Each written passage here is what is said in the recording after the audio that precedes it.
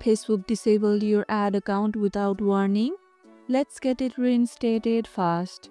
Were you running controversial ads or is this completely unexpected? Let me know in the comments below.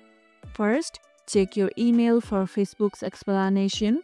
Appeals must address their specific concern. Submit an appeal through Business Manager. Include business docs like licenses or tax IDs to verify legitimacy. If denied, request a manual review. Politely cite your claim history and add spend if applicable. Create a new business manager with different payment methods if urgently needed. To prevent future bans, complete business verification and get Facebook's blue check mark. Got reinstated? Let me know in the comments below. If this video helped, hit the like button, share it, subscribe, and thanks for watching, and I'll see you in the next one.